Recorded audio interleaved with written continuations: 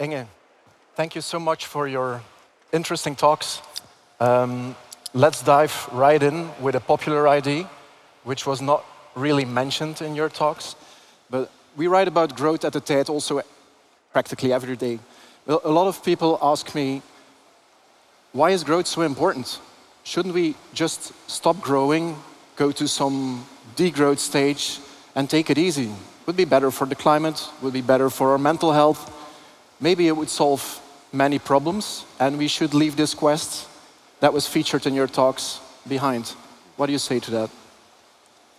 I would say, bluntly, that I think degrowth, which is the pursuit of negative growth, or to actively try and shrink our economies, it would be one of the greatest acts of self-harm that humankind could inflict on itself. It would just be a complete tragedy. And the reason was the reason I gave in the talk, which is that growth is associated with almost every measure of human flourishing. And the mistake that the degrowth movement make is to think that this choice is simply between more or less growth, when actually the choice that we have is between what types of growth do we want. That feels to me where we ought to be directing our intellectual energy, our excitement, our enthusiasm, rather than asking, how do we shrink our economy? How do you feel about shrinking, Inge? I think we've been talking a lot about change and embracing change, and I think that degrowth is really something that a lot of people just don't want to. So it's really, we are used to have our comfort, to have our way of living and so on. And so to tell that we will never travel again, that we will stay home, have our own food production and so on, it's just already, I think, not possible. And also the world is growing. We have more and more people, we have more and more people to care for. So it's also, there you also have to say then, if we don't grow anymore, it also means that we have to be less people. And that's also something, I think, a contradiction that people don't think about so much. So I think we don't have a choice, but I do agree that we have really to make a good scenario and to combine the ecological and the economical prosperity together. And that's possible. I mean, it's also just, bluntly, just feels so unimaginative to think that our current economic lot is the best that we can ever do, and that we ought to press pause on progress, not simply for now or the next 10 years, but for all time to come.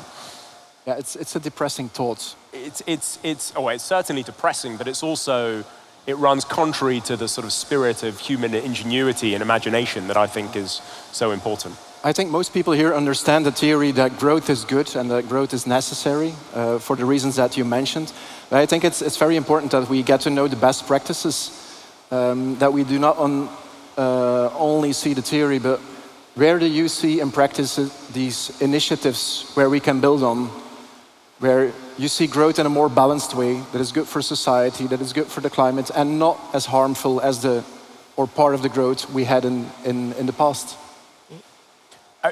For me, I think the environmental example, although it's the most controversial and the one that's most heated, I think is the most remarkable example of pursuing, changing the nature of technological progress in order to both become more prosperous and also protect something else that we care about, the climate. There is clearly a tremendous amount that still needs to be done, but the progress we have made today compared to where people thought we were going to be 20, 30 years ago is really striking. And so I look at the story of what's happened with respect to the climate, and yes, the challenge remains immense, but the progress that we've made is really remarkable. I can maybe share an example that I also told last year during the talk. And actually it's a very nice example, I think, where we combine the economic value of things and together also with ecological value. And so it's about the negative CO2 building stones. And so actually we're using metal slags, so that's really waste, and people used to pay for it to get rid of it. And now we're using this as a basis material to make building stones. And so we're pressing it, and in the whole process we're using less CO2 than is stored in the brick. So actually it means that we are carbonating it, so it means you're using CO2 to convert your metal actually into building stone. And this is really great because we are creating economic prosperity because we have now companies in Belgium but also abroad that are using these building materials. And on the other hand, we've solved the problem of waste, so that's good for the environment and for the people, the companies that were had to pay for the waste. Now they have income also because it's now become a resource. And just a few weeks ago, we've now also signed a contract for Ukraine, where we're also going to use a lot of these metal slags that are still there and combine it also with the unfortunately destructed houses to rebuild the whole housing system there. So, and this is really our examples, I think, where we really can combine all the objectives that we have to embrace. And that really is also growth, but it's also sustainable growth. And that's what we're looking for. And what's the best way to accelerate initiatives like these in Europe? Because you mentioned the numbers of Chinese that are graduating every year in, I don't know, STEM, I guess it was. Yeah, the contrast is huge. How can we stand out? What should we do? I think that, and I liked also what Daniel was showing, it's indeed we have to continue to invest in research and development, but not only in early stage, because you didn't mention Belgium, but Belgium is actually quite good if you look at the percent of GDP. But we really have to combine much more all the power that we have in Europe, I think. And I'm really convinced of that. And maybe sometimes also, I've been talking about freedom and democracy, but sometimes I think also in Europe we should be a bit more bold and say also we have this ambition and we really want to create that circular economy, for example. If you know that in Antwerp we have the second largest chemical industry in the world, but it's really under pressure because of these high energy prices. If we now would invest massively to create a circular economy, so to have plastics recycling, for example, and to really be able to scale it, and not also having all the restrictions on all the permits and so on, because that's also killing us.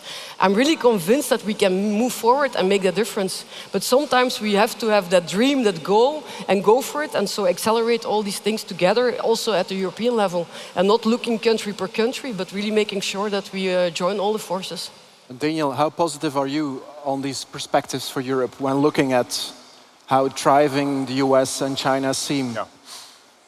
It's immensely challenging for Europe, and I think of myself as a European too. The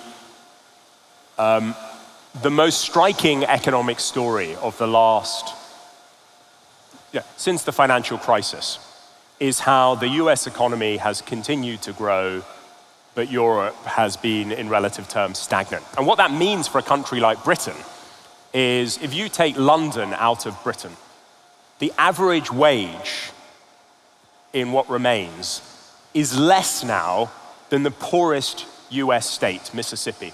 Now, I don't think people in Britain, continental Europe, appreciate quite how poor we have become relative to the US just in the last couple of decades. And the best explanation, it seems to me, we have for why that is, and it was reflected in the Draghi report recently, is that the US has an extraordinary technology sector, and the innovation and creativity from that sector trickles down into the rest of the economy, and here in Europe we don't. And so